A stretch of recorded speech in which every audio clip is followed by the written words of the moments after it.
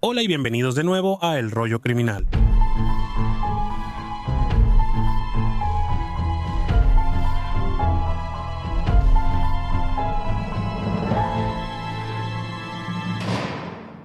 Para el video de hoy preparé una compilación de 3 casos italianos que creo que les interesarán la próxima semana. Tengo un video largo de un solo caso para ustedes que me ha tomado un tiempo completar. Gracias por apoyar el canal y ahora vamos con el primer caso. Aunque este caso recibió mucha atención de la prensa italiana, parece ser relativamente desconocido fuera de Italia.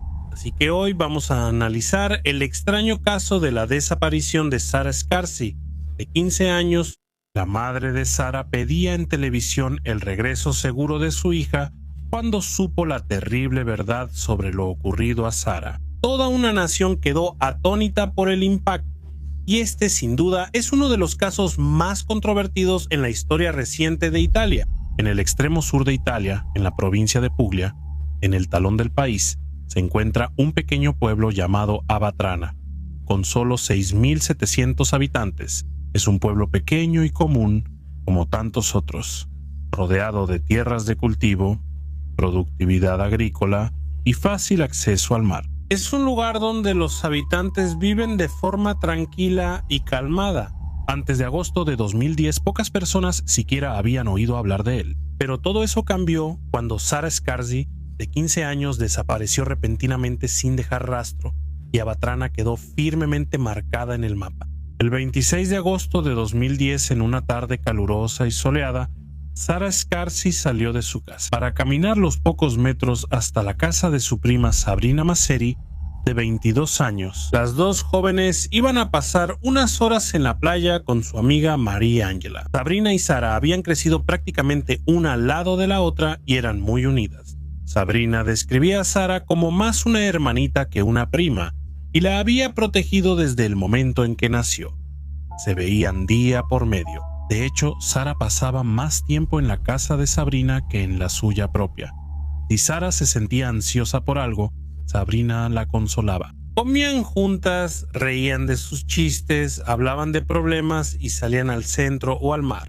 Sara solía ir al bar con su prima Sabrina y disfrutaba convivir con sus amigos mayores y tomar Coca-Cola. Sara no llegó a la casa de Sabrina esa tarde y nadie respondió las llamadas. Sabrina alertó y la madre de Sara, Concheta Serrano, reportó de inmediato la desaparición de su hija, afirmó Concheta. Su familia volvió de compras, fue a su cuarto 15 minutos, comió algo rápido, tomó una toalla de playa y salió. Sabrina afirmó tener tiempo para reunirse a las 2:30 p.m., lo que luego confirmaron los registros telefónicos. Ella le mandó 2 mensajes a su prima. Uno fue a las 2:25 p.m. diciéndole que se pusiera el traje de baño y otro a las 2:28 p.m. preguntando: ¿recibiste el mensaje? A las 2:42 p.m. el teléfono de Sara fue apagado y la joven desapareció sin dejar rastro.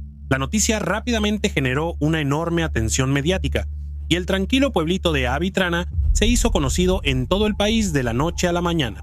Desde el principio, la atención de los medios se centró en la vida personal y los hábitos de Sara, revisando su perfil de Facebook y su diario secreto en busca de pistas sobre por qué la adolescente podría haberse escapado de casa. La describieron como una joven inquieta que solía contactar a chicos mayores en redes sociales. Los periódicos contaron cómo ella ansiaba emociones y escapar de su vida monótona en un pueblo pequeño con pocas opciones para jóvenes. Se informó que Sara estaba triste porque su padre siempre trabajaba fuera y discutía seguido con su madre, testigo de Jehová.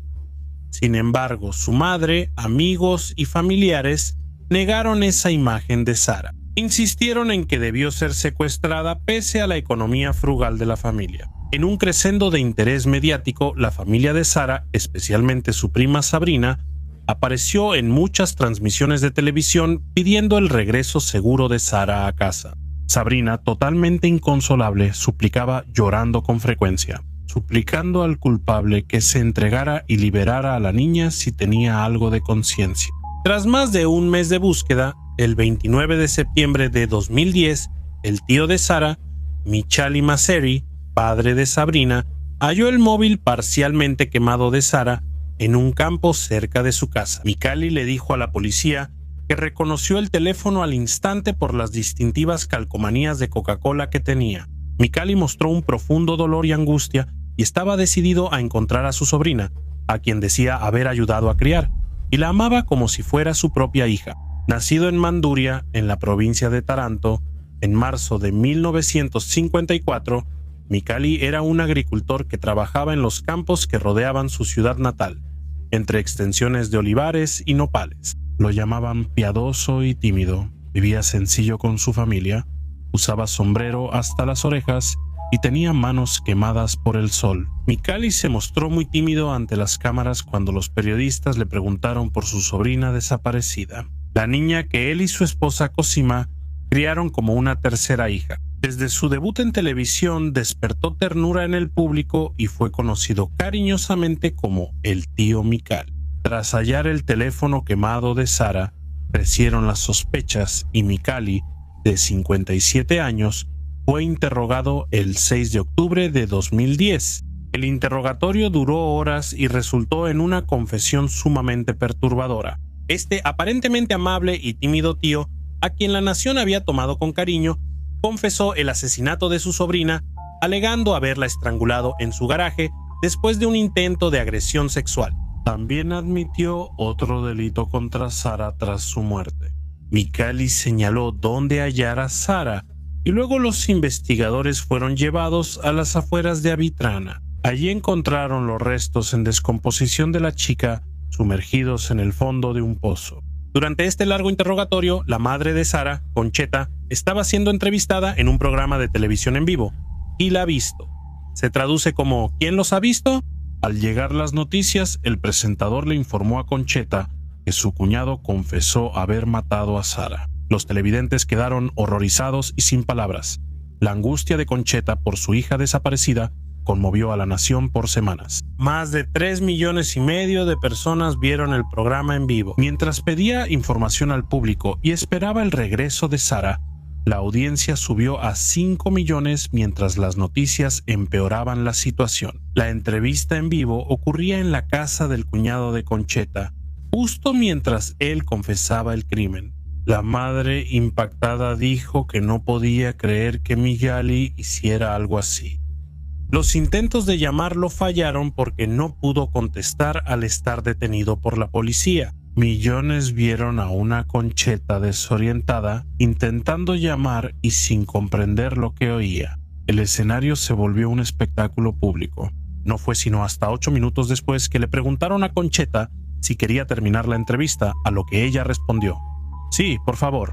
Sin embargo, la transmisión continuó durante 3 minutos más y después fue fuertemente criticada por haber permitido que la angustiada madre se enterara de una noticia tan horrible por medio de un periodista frente a una audiencia de millones. Aunque pudo informarse en privado, el director del canal defendió al equipo de Keila Visto y dijo que el programa trató el asunto trágico con la mayor delicadeza. Creo que el presentador lo logró, pero luego sus acciones se calificaron de insensibles y una invasión bárbara al dolor ajeno. Convertir la trágica muerte de una hija en espectáculo fue perturbador y escalofriante. Una llorosa Sabrina apareció rápidamente en la televisión, una vez más, condenando a su padre por sus acciones, aunque afirmando que todavía lo ama. Como le costaba creer que él fuera culpable, al final resultó que probablemente no lo era. En un nuevo giro, el público italiano quedó asombrado cuando días después Michele se retractó y proclamó su inocencia. En cambio, señaló a su hija Sabrina, la cariñosa prima mayor que lloró de desesperación ante las cámaras de televisión. Michele dijo a la policía que pensó en asumir la culpa, pero en realidad Sabrina mató a Sara. El crimen sucedió en el garaje durante una discusión que se volvió pelea. Sabrina lo llamó para pedirle ayuda y deshacerse del cuerpo de Sara. La policía ya dudaba de la confesión inicial de Miquel por las declaraciones de otros testigos. En ese momento, Miquel no había hecho un trabajo convincente al explicar exactamente cómo le había quitado la vida a Sara o qué había usado para estrangularla. Dijo que mató a su sobrina en el garaje, pero su versión cambiaba y casi nada coincidía con lo que halló el equipo de investigación. La autopsia tampoco indicó que Sara fuese violada tras morir. Además, aparentemente Sabrina había estado demasiado ansiosa por confesarle a su amiga María Ángela que Sara había sido secuestrada, entrando en pánico y comportándose de manera irracional cuando apenas había pasado tiempo desde la desaparición real de Sara. Un florista aseguró ver a Sara forzada a subir a un auto por Sabrina y Cosima, pero luego dijo que quizá lo soñó. De cualquier modo, esta evidencia después se aceptó en la corte. Sabrina fue arrestada y se determinó que asesinó a Sara por celos, estrangulándola en un ataque de ira.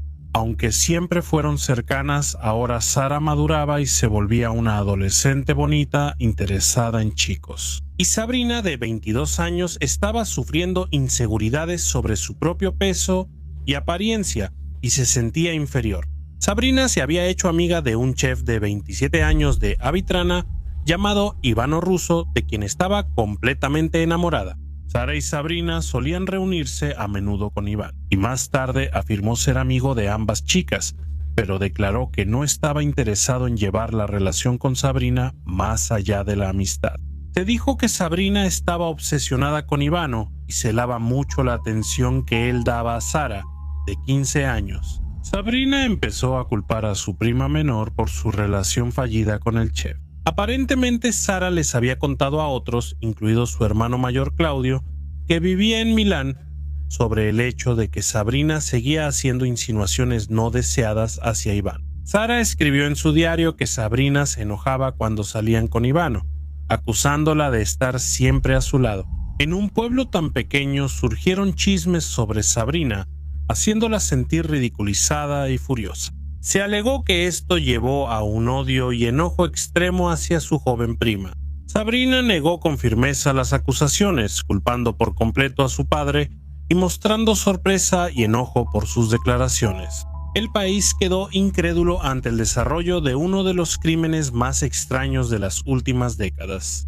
Algunos decían que era el tío Micali, otros creían que también estaban involucrados más familiares, sobre todo la madre de Sabrina. Cosima quedó bajo sospecha tras la declaración de la florista, quien dijo verla empujar a Sara al auto. Posteriormente, el 26 de mayo de 2011, Cosima también fue arrestada por cargos de complicidad en asesinato. Los registros telefónicos muestran que llamó desde su celular en el garaje donde Sara fue estrangulada. Cosima había negado antes estar ahí esa tarde. Mientras tanto, la madre de Sara, Concheta, sufrió la angustia de perder a su hija. Al mismo tiempo, tuvo que aceptar la posibilidad de que no hubiera sido su cuñado, sino su propia hermana y sobrina, quienes cometieron el asesinato. Para empeorar las cosas, tanto Cosima como Sabrina habían estado constantemente al lado de Concheta, consolándola durante las semanas de confusión y dolor que enfrentó. Cuando su hija desapareció, Concheta suplicó por la verdad, pero una familia antes unida ahora estaba en guerra y reinaba el caos. Sin embargo, las autoridades estaban convencidas de que tenían a los verdaderos culpables y juraron que serían llevados ante la justicia. El juicio comenzó ante el tribunal de Taranto el 10 de enero de 2012. Los acusados: Sabrina Masseri por homicidio voluntario, su madre Cosima por complicidad y su padre Micali por ocultar un cadáver. Los fiscales dijeron que Sara murió entre las 2:00 y 2:15 p.m. El 26 de agosto de 2010 se determinó que estalló una pelea violenta entre las dos primas y Sara huyó. Entonces la madre de Sabrina, Cosima, intervino y junto con Sabrina persiguieron a Sara en su Opel Astra, obligándola a subir al auto. Al volver a casa, Sara fue estrangulada con un cinturón y su cuerpo quedó en el garaje. A Micali se le ordenó deshacerse del cadáver y eliminar los objetos personales de Sara. Todo terminó, aparentemente le dijo a su esposa por teléfono, a las 3:25 p.m. En la audiencia del 5 de diciembre de 2012, Micali confesó entre lágrimas ante el abogado de Sabrina ser el único responsable del asesinato de su sobrina.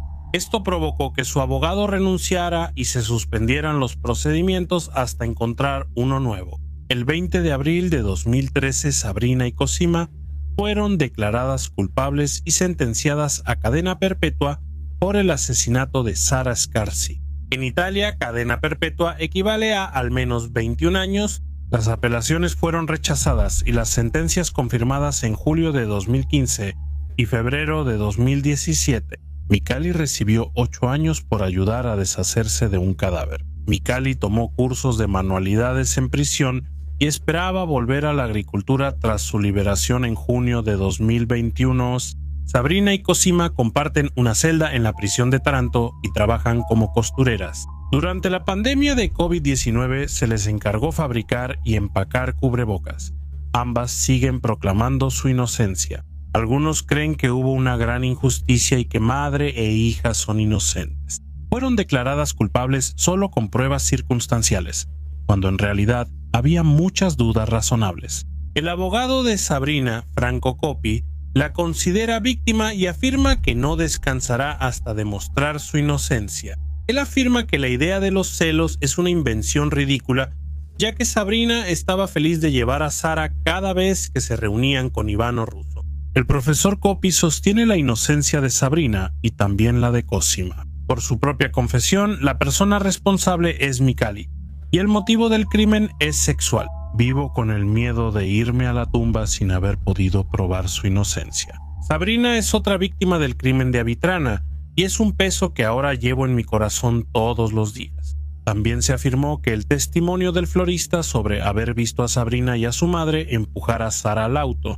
y luego decir que tal vez lo soñó nunca debió ser aceptado como prueba en la corte. Otros, incluyendo a la reconocida criminóloga italiana Roberta Bruzzoni, insisten en que no hay ninguna duda sobre quiénes son los verdaderos culpables y siguen tras las rejas. Bruzzoni afirma que Sabrina tiene una personalidad muy narcisista y miente con facilidad sin delatarse en lo más mínimo. Interpreta un papel ante las cámaras y maneja a los medios con facilidad, algo típico de una personalidad manipuladora, según ella. Ella continúa diciendo que Micali solo se involucró después de que le informaron sobre la muerte de su joven sobrina. Cosima era la cabeza de esa familia. Ella afirma que ella daba las órdenes y que él, como subordinado, nunca se opondría. Encubrió a su esposa e hija por este crimen durante más de 11 años. Este caso sigue siendo un misterio y aún se debate. Uno de los casos criminales más polémicos y macabros en Italia. Solo una persona sabe la verdad, pero nunca podrá contarla. La pobre joven Sara Scarsi, a quien le arrebataron la vida de manera repentina y brutal en ese caluroso día de verano en Puglia. Eso concluye la historia de hoy. Muchas gracias por escuchar The Crime Reel. Cuídense. Adiós. Incluso Verónica, la hermana de Sabrina, está convencida de la inocencia de su madre y hermana y cree que su padre es el verdadero culpable. La mayoría de los italianos piensa que se hizo justicia. Adiós.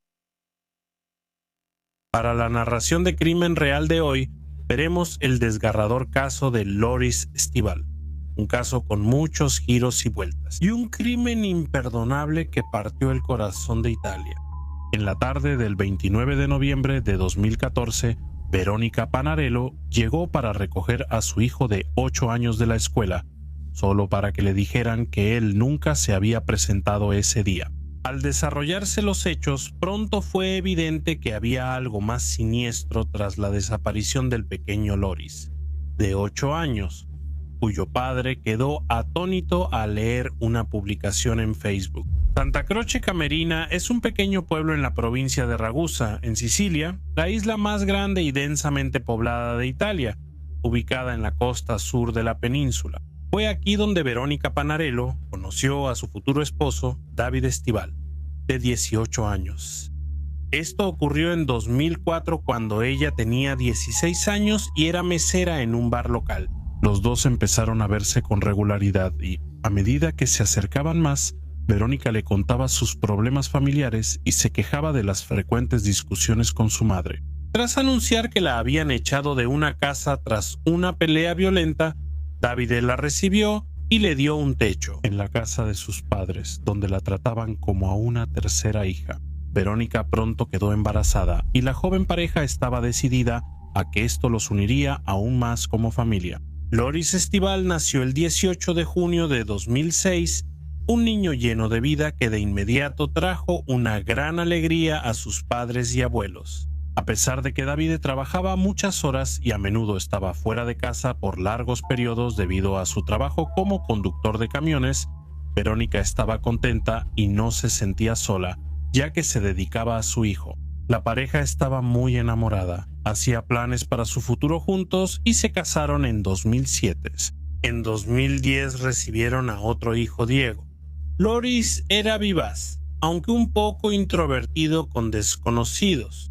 Le encantaba sentarse en el camión de su padre y salir a dar una vuelta. Sus maestros decían que era muy inteligente y querido por sus compañeros. Su pasión era el karate y asistía regularmente a clases, logrando gran progreso.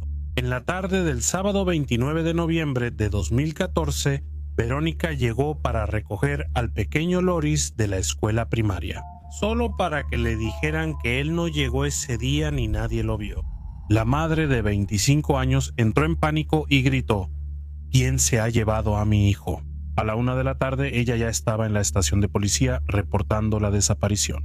Verónica declaró que esa mañana había acompañado a su hijo menor, Diego, a la guardería antes de llevar a Loris a la escuela. Luego fue a su clase de cocina, donde todos confirmaron asistencia tras el informe de Verónica. La búsqueda del niño desaparecido comenzó de inmediato, pues se sospechaba secuestro. En un pueblo pequeño, las noticias corren rápido. Todos hablaban sobre la desaparición del pequeño Loris, y muchos habitantes del lugar se unieron rápidamente a la búsqueda. No pasó mucho tiempo antes de que surgieran noticias muy tristes. Pocas horas después, cerca de las 4 p.m., la policía recibió una llamada de Arrazio Fidolni, un hombre de 65 años, patrullaba cerca de un viejo molino, a unos kilómetros de la ciudad, cuando halló el cuerpo de un niño en una zanja de riego. Dijo que su esposa le insistió en que ayudara a buscar al niño desaparecido, pues era cazador y conocía la zona. Arrazio afirmó conocer bien a la familia y que deseaba ayudar en lo posible. Sin embargo, la policía no quedó convencida con su historia y Arrazio se convirtió de inmediato en sospechoso. Incautaron su auto para inspección y lo interrogaron varias horas. Los chismes se propagaron rápido y los noticieros italianos informaban constantemente del caso. Muchos creían en la implicación de este hombre. Verónica fue acompañada al lugar, donde entre lágrimas confirmó que el cuerpo era el de su hijo, antes de ser llevada rápidamente. Un oficial de policía a cada lado de ella la sostenía para evitar que se derrumbara por el dolor. Sin embargo, pronto quedó claro que Arrazio Fidolni no tenía absolutamente nada que ver con el crimen. Al revisar las cámaras de vigilancia, la policía descubrió que Verónica no llevó a su hijo a la escuela esa mañana. No había absolutamente ninguna evidencia que respaldara su declaración y no se le vio en ninguna de las cámaras de vigilancia locales cerca del edificio. Afirmaron que ella subió a sus hijos al auto a las 8:15 a.m. Loris protestaba porque no quería ir a la escuela ese día. En una imagen borrosa tomada más tarde de una cámara de video privada, supuestamente Loris regresó a casa usando las llaves que su madre le había dado para entrar a la casa, aunque nunca se determinó con certeza que esta imagen fuera de Loris. Se sabe que Verónica volvió poco después y estacionó su auto en el garaje, no en la calle. Los investigadores sospecharon por qué hizo esto si normalmente dejaba su vehículo afuera.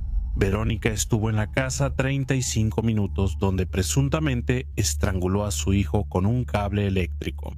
Se creía que había surgido una pelea porque Loris no quería ir a la escuela, y su madre, cansada de su desobediencia, perdió la paciencia y lo estranguló, posteriormente cargando su cuerpo sin vida en el auto estacionado en el garaje, el cual estaba fuera de la vista desde la carretera. Luego se afirmó que condujo hasta las afueras del pueblo, donde sin piedad arrojó su cuerpo a la zanja.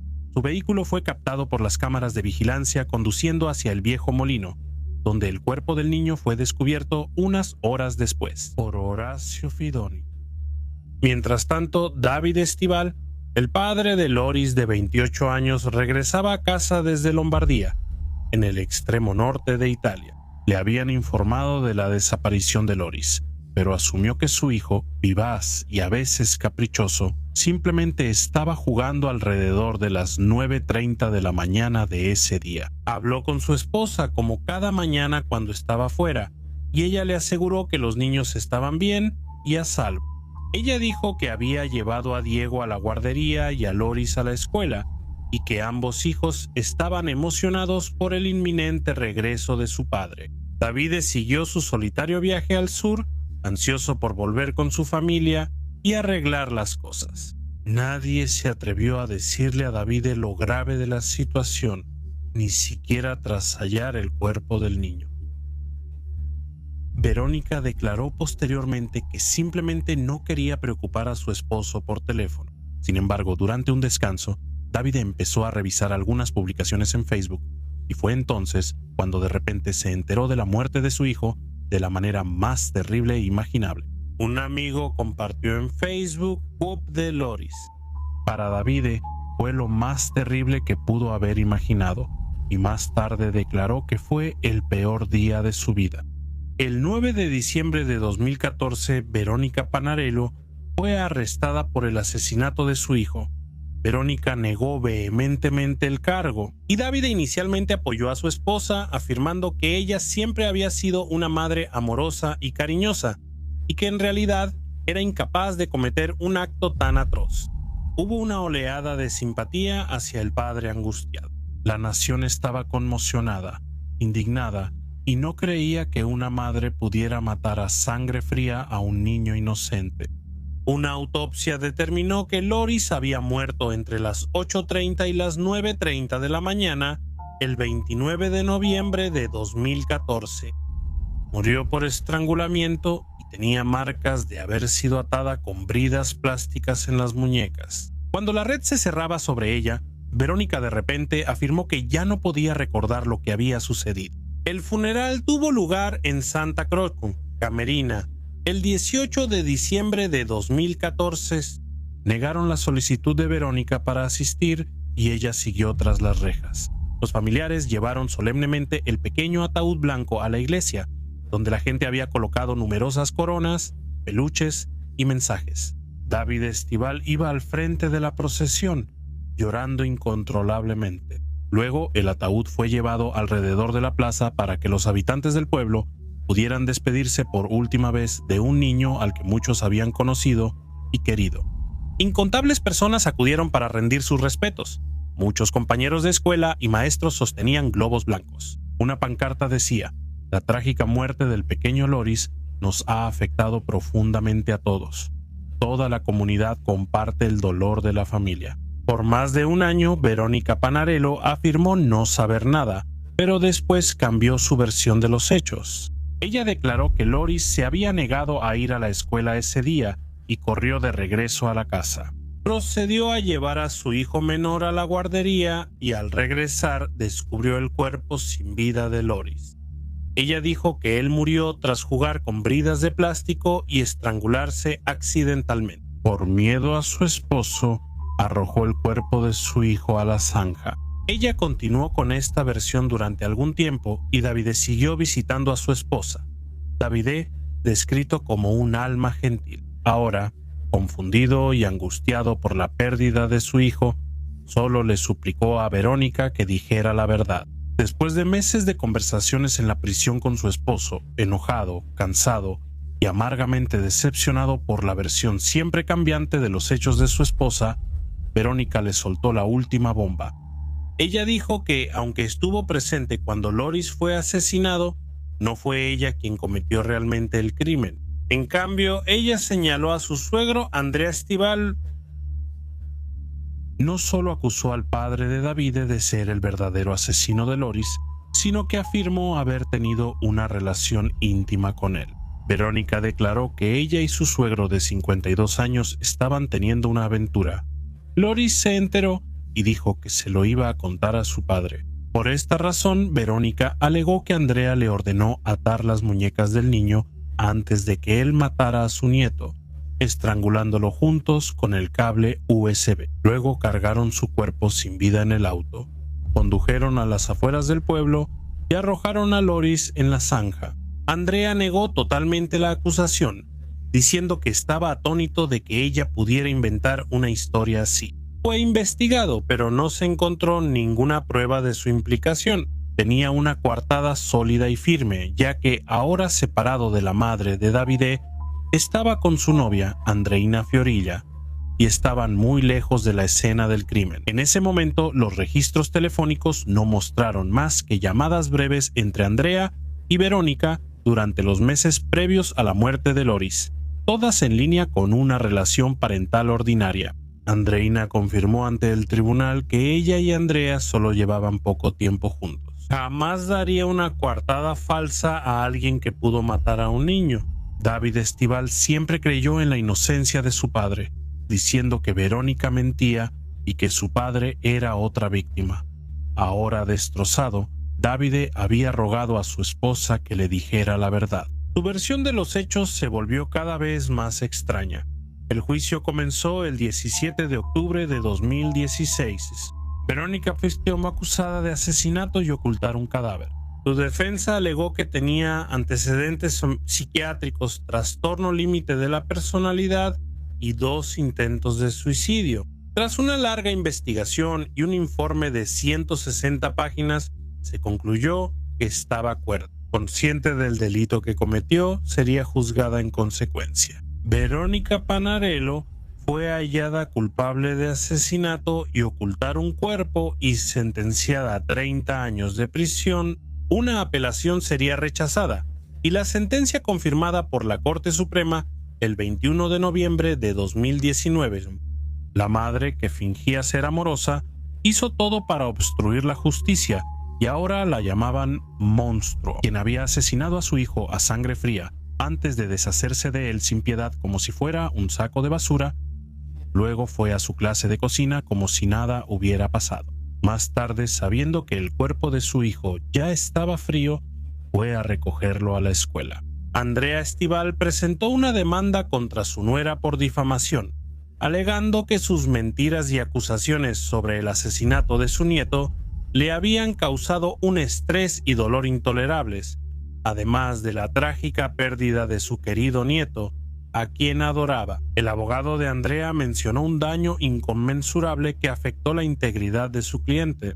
En su defensa, Verónica acusó a los investigadores de haber ignorado sus declaraciones de que 2 personas habían visto a Andrea en el auto con ella. Ese día, cuando dejaron el cuerpo de Loris en el viejo molino, nunca apareció prueba alguna que apoyara sus declaraciones y ahora la consideraban mentirosa patológica.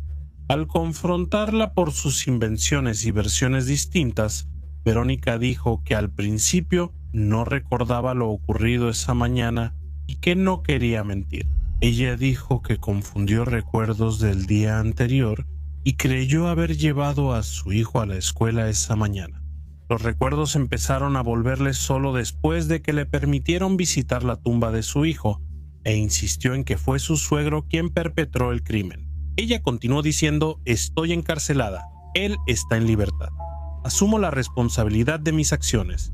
Estuve equivocada al decir que fue un accidente. Es justo que pague y esté en prisión, pero también que quienes estuvieron conmigo esa mañana lo hagan». Una versión que investigadores y jueces consideraron poco confiable y sin evidencia.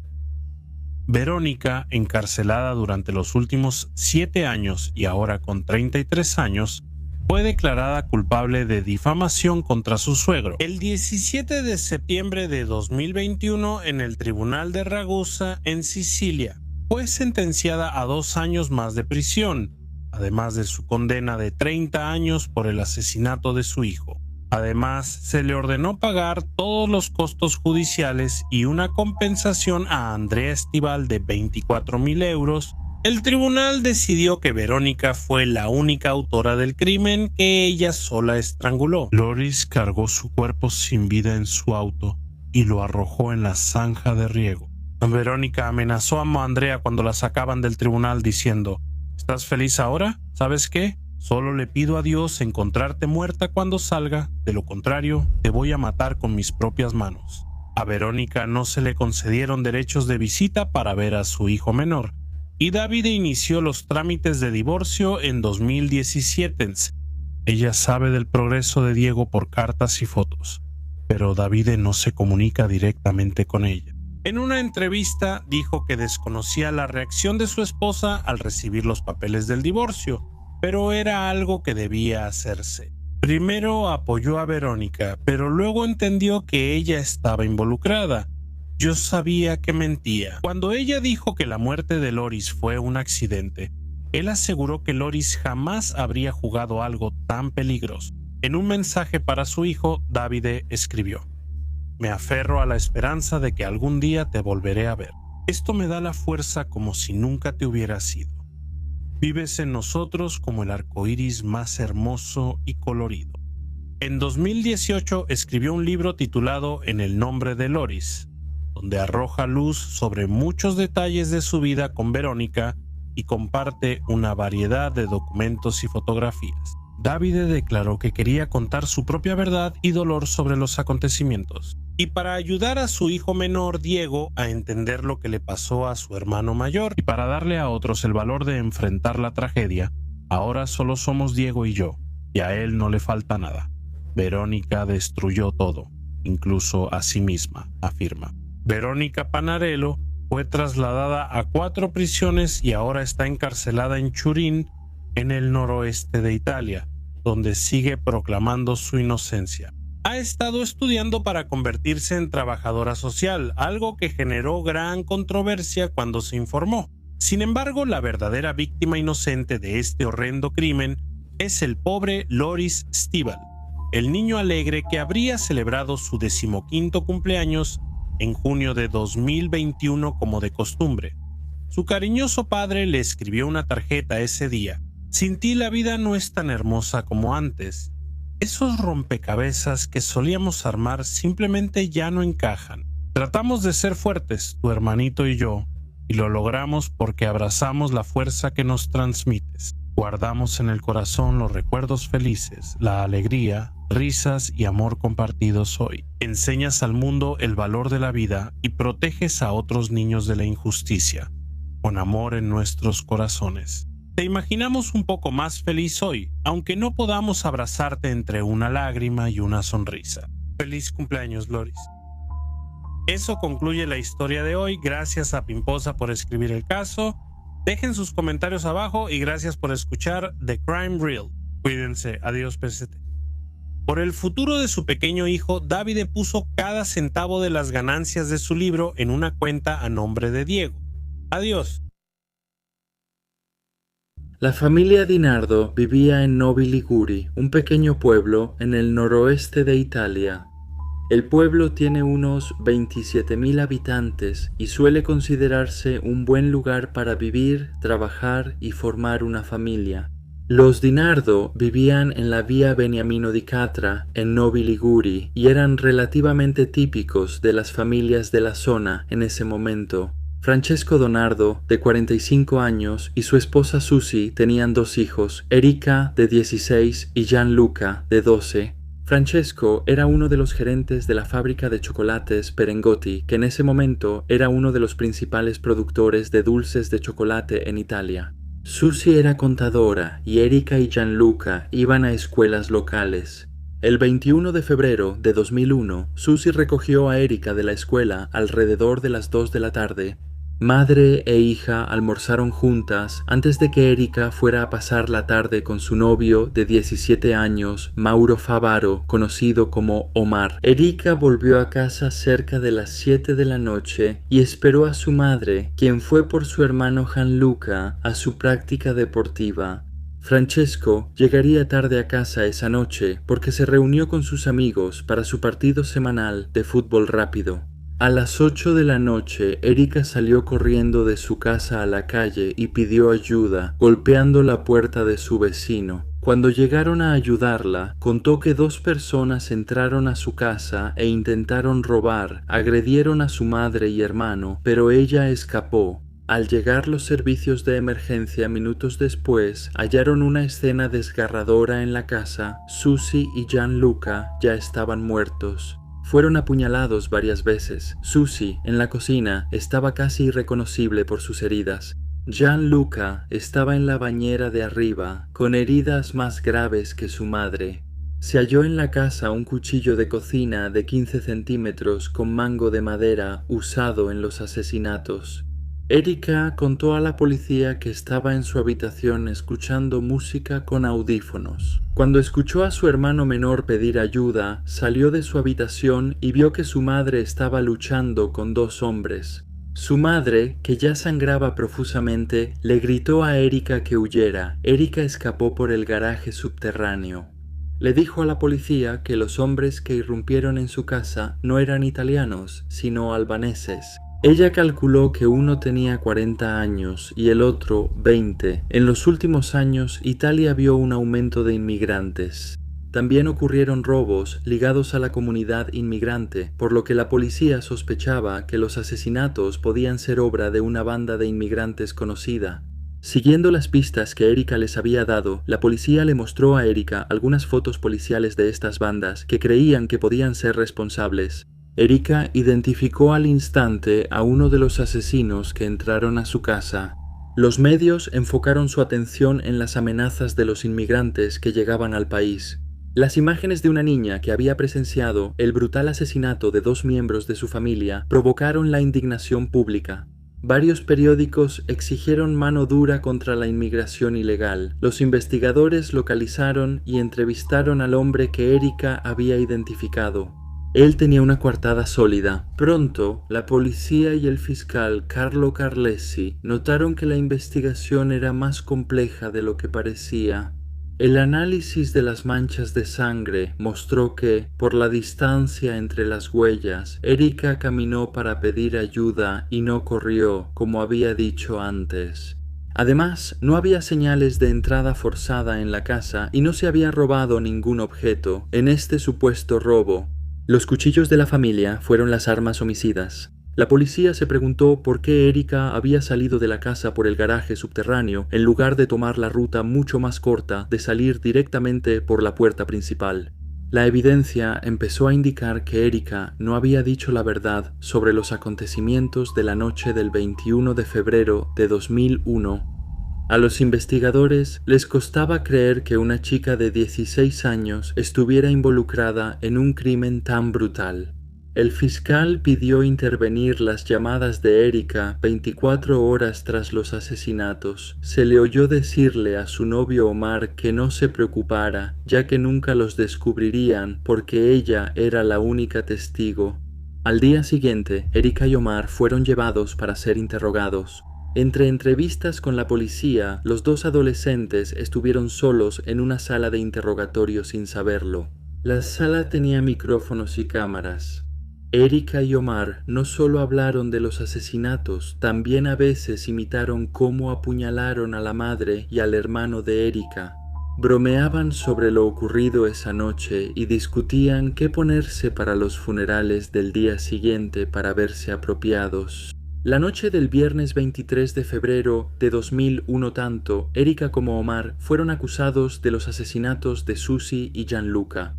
En ese momento se volvieron el uno contra el otro, ambos afirmando que eran inocentes y que la otra persona era responsable de los asesinatos. Al principio no había explicación ni motivo para el crimen, pero la policía finalmente aclaró lo sucedido esa noche. Ambos adolescentes crecieron en familias de clase media, eran agradables, tenían amigos, buen desempeño escolar y sus maestros los apreciaban. Para todos, parecían ser jóvenes normales y bien adaptados. Erika era cercana a su hermano y disfrutaba pasar tiempo con él. Susie tenía algunas preocupaciones sobre la intensidad de la relación de su hija con Omar, creyendo que esta relación era demasiado intensa, ya que ambos se habían vuelto prácticamente inseparables. Sin embargo, estas preocupaciones no eran suficientes para que Susie interviniera. Ella pensaba que la intensidad del primer amor adolescente pronto se calmaría. Había las típicas discusiones entre padres e hijos, pero nada que hubiera estado fuera de lugar en millones de hogares en todo el mundo. El único motivo concebible era que Erika quería eliminar a su familia para poder usar su herencia y recorrer el mundo con Omar. Erika y Omar comenzaron a experimentar con drogas ilegales sin que sus padres lo supieran. Los equipos forenses, junto con quienes realizaban las entrevistas, pudieron reconstruir los hechos de esa noche. Cuando Susie volvió de la práctica con Gianluca, Omar ya estaba oculto en el baño, listo para ejecutar su plan. Susie y Erika discutieron en la cocina y Erika apuñaló a Susie con un cuchillo familiar. Mientras Susie se defendía, Omar entró y junto con Erika la sujetaron y apuñalaron más de 40 veces. Al oír el alboroto, Gianluca bajó y vio a su hermana y a su novio matando a su madre. Gianluca estaba absolutamente aterrorizado. Erika y Omar intentaron tranquilizarlo, diciéndole que estaba a salvo y que no le harían daño. Gianluca intentó huir, pero Erika u Omar lo apuñaló con un cuchillo. Aún así, Gianluca corrió y se escondió en el baño. Erika y Omar lo siguieron. Luego intentaron estrangularlo y al no lograrlo, trataron de hacer que comiera veneno para ratas. Cuando Gianluca se negó, intentaron ahogarlo y luego lo apuñalaron más de 50 veces. Gianluca luchó intensamente, pero murió de forma prolongada y dolorosa.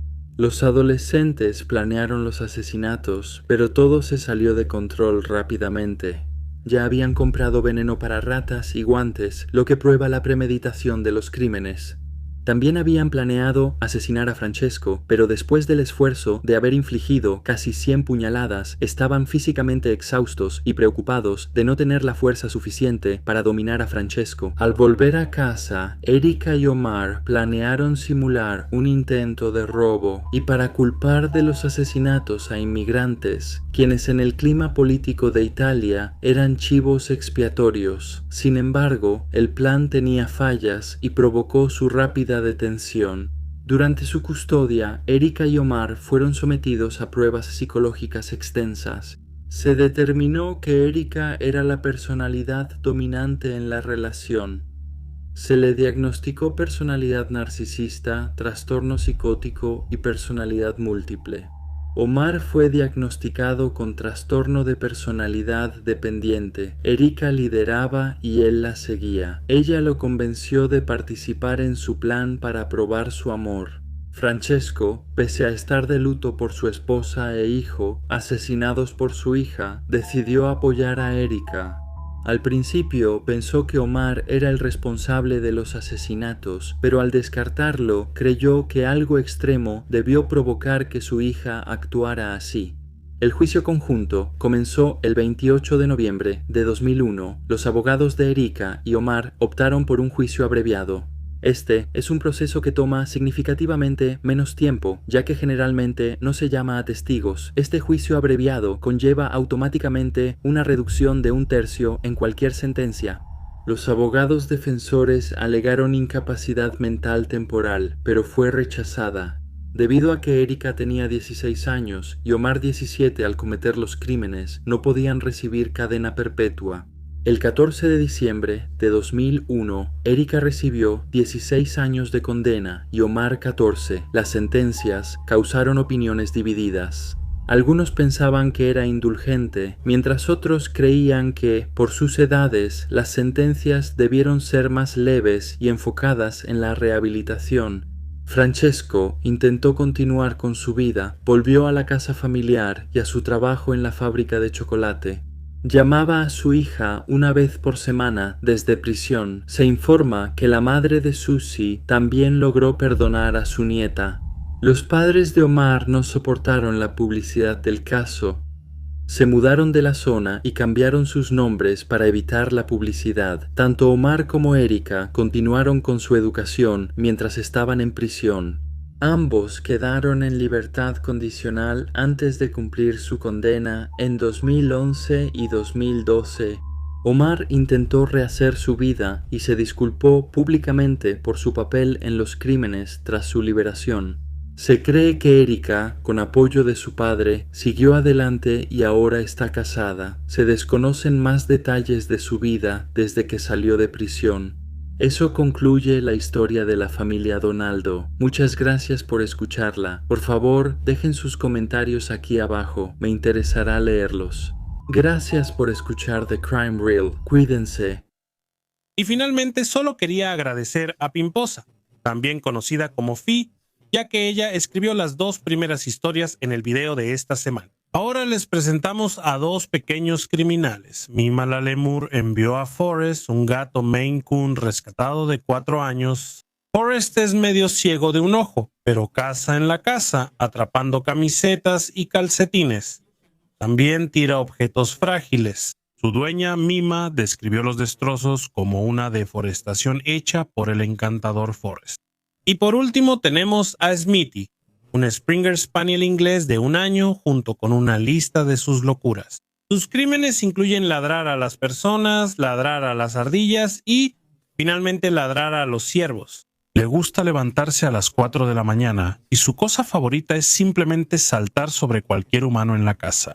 Como exdueño de un Springer, puedo confirmar que tener un Springer joven en tu vida es una experiencia increíblemente divertida. Gracias por compartir a Smithy con nosotros. Es hora de irnos. Gracias por escuchar The Crime Reel. Cuídense. Adiós.